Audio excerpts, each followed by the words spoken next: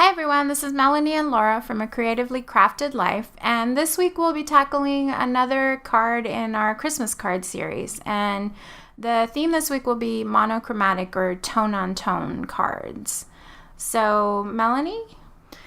So the first thing we're going to do is we're going to use our embossing buddy or anti-static powder tool just to make sure that the card surface is free of all stickiness or static so that when we apply the embossing powder, it will adhere only when we want to. I tend to forget this step. I often start stamping before. I've had that happen as well. I forget it all the time. And I have it right on my desk, but I forget it all the time. Yeah, I had it pulled out. It was right in front of me. So I'm actually using a wood mountain stamp. Yes, they do still exist out there. This one here is from Stampendous, and it's a Christmas cottage with a frame. And it's quite detailed. So I thought, rather than spending a whole bunch of time coloring it, because you know how when Christmas comes, we always leave it to the last minute, we need to get some quick cards out, that we would do something a little more simple and a little more basic. So I basically just stamped with Versamark ink, and now I'm just going to apply some gold embossing powder, because of course it's still a Christmas card, so we need a little bit of shine or pizzazz. You still want to make it sparkle. Exactly. It wouldn't be a Christmas card without it, right? Otherwise it would just look like a winter card or something like that. So we're just, very carefully applying the embossing powder to the image, and I have to, show you how it looks before it's embossed, because I think embossing is one of the coolest things. I've been doing this for how many years, but it's still kind of magical when it, gets all shiny. Yeah, I will say when I first saw it, I thought, ooh, that's really cool. That was one of the first things I needed to learn how to do. Exactly. And me too. I was exactly the same thing. Now I'm doing it on two different card bases just to show you that with just a few simple tools, you can get two similar looking cards, but yet look different depending on the card choices that you take. I think, if you use like a navy or something like that, would look quite cool, if I do say so myself. Yes. So you do want to heat up your heat gun before you start applying it to the paper. It just helps warp it a little bit less. And once it's going, it goes fairly quickly. And of course I have to shift it every now and then because it is quite warm and will burn your fingers. So you used a wooden mount stamp. I know with the Versamark ink for embossing, sometimes it doesn't always get everything. Do you ever worry about that with something like that? I know with a positioning tool like a Misty or something, you can, right, yeah, stamp it a few times. Actually, wood-mounted stamps, in my opinion, they stamp better than acrylic. They're way more detailed. Mm-hmm. And I think they just hold the ink better than acrylic does. But you do have that inconvenience of not being able to see where you stamp. And there are stamp positioning tools that you can use with wood mounted. That's one that comes to mind is a Stamp-O-Magic. So if that's something that you're worried about, or if you have a lot of issues still stamping properly, that's something you can look at. Okay, so here, my pen died, and I didn't have another one. So I am trying to salvage this video and this card by taking a Versamark ink refill and just basically siphoning it onto the tip of my pen, hoping that it will transfer. And I struggle quite a bit. So tip, use a Versamark pen that actually works and it'll go much easier. So what are you doing with the Versamark pen? Because the way I've always known of a Versamark pen is you use it to then emboss, but you're doing it to color with it? Yeah, so it's actually, I think the original term or how it was marketed was it was a watermark pen. Oh, okay. So when you get water on something and it just slightly darkens the image, right?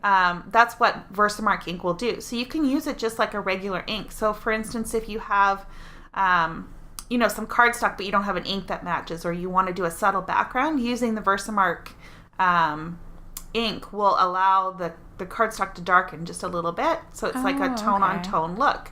And so that's what I'm doing here. So I'm using the Versamark pen to do the dark parts of the image, so the shadows and anything that I want to be a little bit more defined. So, I'm going into some of the detailed images. I'm, darkening up the cottage, and then I also do the sky and anything that I think I want it to be a little bit darker and to, have a little bit of variation in the image. And I switch tips, and there's a little bit more ink on the brush side, but it really disintegrates. It literally falls apart on me. Seems like you need a new pen. Yes, I just ordered one actually. So now to get the lighter tones in the image, I'm using a white colored pencil crayon, and just going in where I think it would be snowy, or wherever I want it to be a little bit lighter. So basically what you're going to end up with is 3 different levels, right? You've got the card base, which is one level, and then you've got your Versamark, which is the darker, and then the pencil crayon will be the lighter. And then to add some highlights here shortly, I'm going to pull out a gel pen, and I'm just going to touch it up here and there. The nice thing with the gel pen is actually it doesn't dry right away when you've colored over top of pencil crayon, because pencil crayon almost acts like a barrier. Right. So you can smudge it a little bit. So if you don't want that really super harsh lines, you can just smudge it with your finger if you want to just kind of, diffuse it a little bit. Now this image is very detailed in the top, and it's really hard to get into all the nooks and crannies, so I'm almost just coloring right over the whole embossing image. Yeah. Oh. And the embossing will resist pretty much everything. Right. So yeah.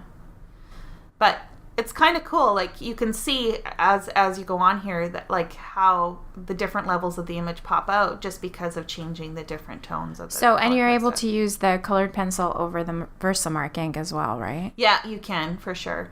I don't know if you would be able to use Versamark over top of the pencil crayon because it has a little bit of wax in it. Mm-hmm. So depending on how heavy of a layer you put down, you possibly wouldn't be able to get it to soak into the paper. I like the way it looks because of the dye that you used. It almost looks like a stamp. Yeah, exactly. That's the image I was going for, like an old-fashioned postage stamp or something like that. Yeah. If I had, actually I didn't even think about that, but I could have gone and found like a numbered stamp, like a 45, and like put that a 4 in and the a 5, corner. and put that in the corner or something. Would be kind of cool. Here's the gel pen, and that's what I'm doing is I'm just smudging it out a little bit, just so that it fills in those areas around the embossing. And do you use that just because it stands out just a little bit more than the pencil? Absolutely, yeah. It's a little more opaque and brighter. And so wherever I think, it should be just a little tad lighter, then I'm just adding it. And of course, there's no rules. It's a card. It's not, a fine work of art that's going to hang in the Smithsonian or something. Well, but it is art, right? I mean, we've talked about this before. True. It is art. Yeah. It's just, it's more... what do I want to call it? It's just more casual art. Yeah. Yeah. So I'm just doing that. So I'm just showing you how quick and simple these cards are to make. I think maybe the 2 of them took me like less than half an hour to make. So it's a good card if you have to make a bunch of them.